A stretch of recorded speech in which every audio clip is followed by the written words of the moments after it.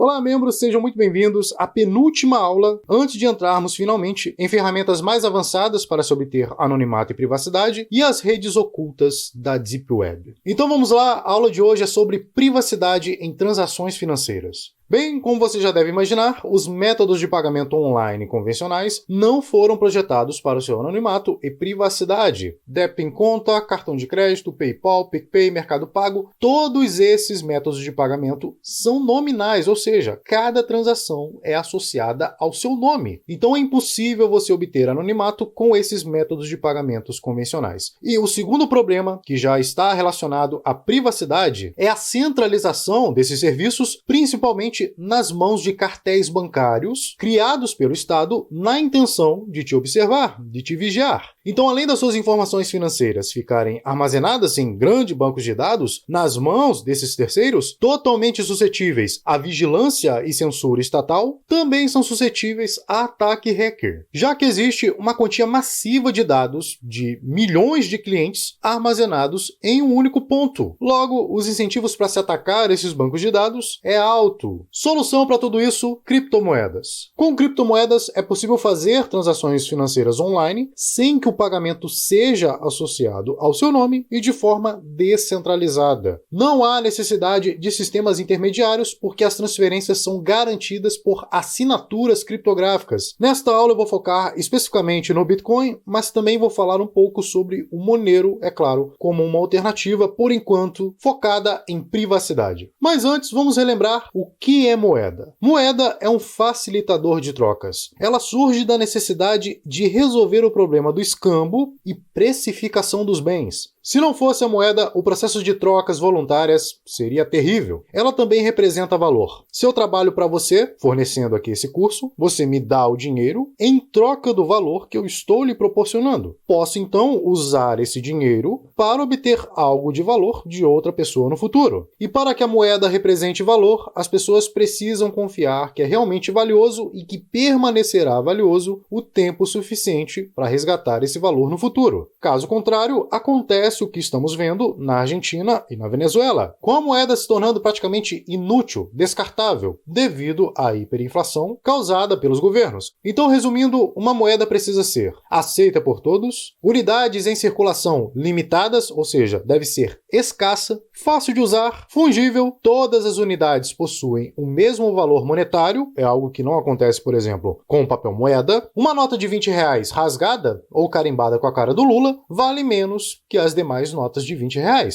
E por fim, reserva de valor. A moeda aumenta o poder de compra do portador com o passar do tempo. Essa, inclusive, é uma característica completamente ausente das moedas estatais. É necessário sempre mais moeda para adquirir o mesmo produto com o passar do tempo, e nunca o contrário. E por que o Bitcoin serve como moeda? Possui escassez. Há um limite máximo de apenas 21 milhões de unidades de Bitcoin, que foi definido na criação do sistema, e não pode ser alterado. Fazer uma transação com Bitcoin é relativamente fácil, as carteiras hoje em dia são bem intuitivas, basta escanear um QR Code, escolher um montante e realizar a transferência com um clique de um botão. Muito simples. Por ser escasso, cada fração de Bitcoin tende a se apreciar com o passar do tempo, mantendo o poder de compra do seu portador. Logo, ela também é considerada uma ótima reserva de valor. E já é aceito no mundo inteiro, principalmente em países que sofrem com hiperinflação. Conforme o Bitcoin vai ganhando popularidade, mais e mais lugares o aceitarão como método de pagamento, que acredito eu será inevitável visto o colapso das moedas estatais. Como eu disse anteriormente, realizar uma transação com Bitcoin é relativamente fácil. No entanto, alguns de vocês podem querer saber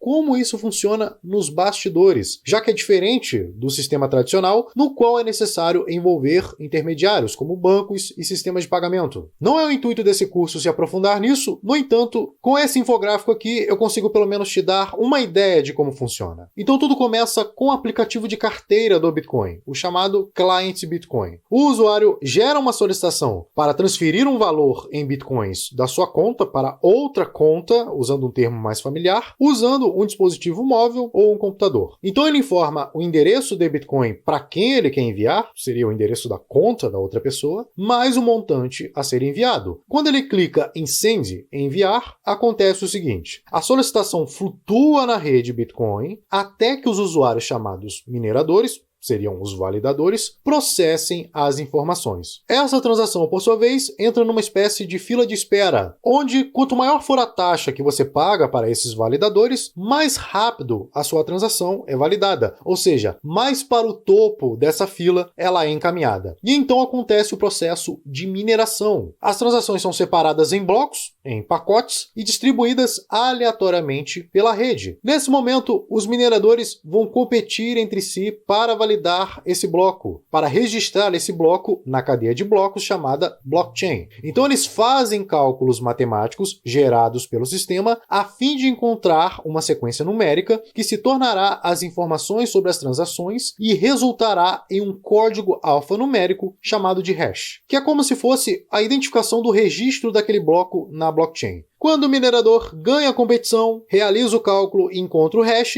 ele recebe uma recompensa em bitcoins, ou seja, uma quantia pré-definida de moedas é emitida pelo protocolo assim que um bloco é validado pelo minerador. Esse processo leva em torno de 10 minutos e, uma vez que as transações foram processadas dentro desse bloco, é irreversível. É completamente inviável economicamente alterá-la. Então, como o Bitcoin ajuda na sua privacidade? A sua identidade não é atrelada às suas transações. Não é necessário informar dados pessoais ao criar uma carteira. Baixou o app, pronto. Você vai poder enviar dinheiro para qualquer lugar do mundo sem ter que se identificar para nenhum governo ou empresas de tecnologia. Entretanto, para comprar bitcoins é necessário se identificar, ao menos para o indivíduo envolvido na transação. Quando você compra em corretoras, então, todos esses dados vão para a Receita Federal, para o governo. E o seu endereço de IP, endereço de carteira, saldo e quantia envolvida na transação são públicos. Isso, é claro, pode impactar na fungibilidade do Bitcoin. Governos podem colocar endereços de Bitcoin em uma espécie de lista negra e impedir que empresas e corretoras aceitem os Bitcoins vindos de lá, desse endereço. No entanto, já existem soluções onde é possível ofuscar muitas dessas informações usando algumas ferramentas, algumas aplicações que já veremos adiante. Mas uma criptomoeda que visa resolver esses problemas momentâneos do Bitcoin é a Monero, porque usando a Monero, o remetente, a quantia, o endereço de IP e o saldo não são públicos. Ou seja, ela consegue esconder tudo que é visível na rede do Bitcoin. Porém, ela não é escassa como o Bitcoin. Não há um limite definido de unidades de Monero. É ofuscado por um método complexo de criptografia, já que é esse o foco, total privacidade, e por esse motivo não tem a mesma segurança e confiabilidade do Bitcoin. No entanto, vale ressaltar que um estudo recente aponta que 30% das transações com Monero podem ser rastreadas. E assim como o Bitcoin, se você comprar Monero em uma exchange centralizada, em uma corretora centralizada, ela vai saber o seu endereço de recebimento, e aí vai fazer um link com você, vai saber que você tem Monero, acabando então com a sua privacidade. Então, para resolver esse problema, você pode adquirir tanto Bitcoin quanto Monero de forma anônima na Bisq, que é uma exchange descentralizada de verdade e que funciona sobre a rede Tor. Seus dados pessoais, todas as suas informações da transação, só são visíveis para a outra parte na qual você está negociando e ficam armazenados apenas no seu computador. Não há um servidor central por onde essas informações passam, porque a Bisq é apenas um software instalado na máquina de cada um. Você se conecta diretamente com um vendedor ou um comprador e fazem a negociação entre si, diretamente, peer-to-peer, de pessoa para pessoa, sem nenhum intermediário central. Se você quiser conhecer mais a Bisq, eu fiz um tutorial passo a passo completo e eu estou deixando o link aqui na apresentação ou vai passar nos cards aí agora. Agora que você já sabe comprar Bitcoin de forma anônima, é preciso saber como transacionar de forma mais privada. Porque lembrando, ao transacionar com Bitcoin, ele ainda revela o seu endereço de IP, endereço de carteira e montante transacionado. E a boa notícia é que já existem algumas carteiras de Bitcoin que implementaram soluções para mitigar esses problemas. E aliado às boas práticas de uso, você garante transações privadas com Bitcoin. Aqui eu vou falar sobre as mais recomendadas, como a Samurai Wallet. É uma carteira que utiliza PayJoin. É uma técnica avançada de CoinJoin,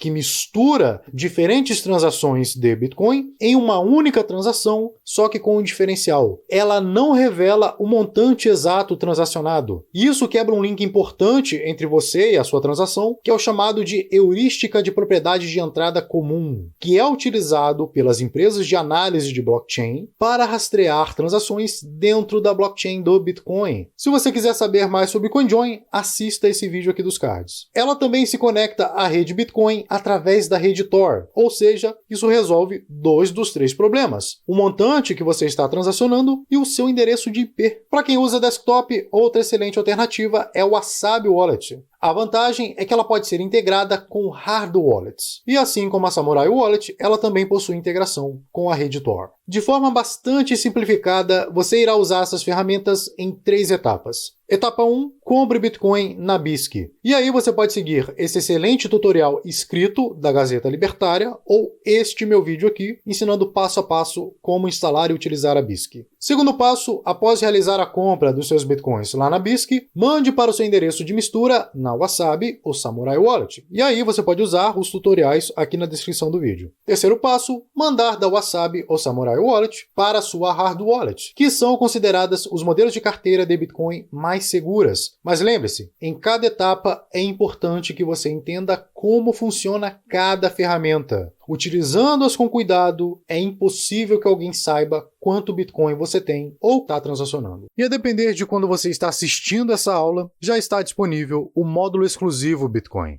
Lá você aprenderá, desde o básico, a criar um setup altamente seguro para armazenar, para custodiar seus Bitcoins, até o nível mais avançado com transações parciais, criação de carteiras multiassinaturas e muito mais. É um módulo muito especial e você sairá dele capaz de proteger seus Bitcoins de qualquer ameaça. Então essa foi a aula de hoje. Próxima aula, Guia Essencial de Cibersegurança. Essa é a última aula da primeira parte desse curso e será muito importante para a segunda parte do curso, como navegar com segurança na Deep Web em redes ocultas. Ok? Então é isso, obrigado por assistir até aqui e nos vemos no próximo vídeo.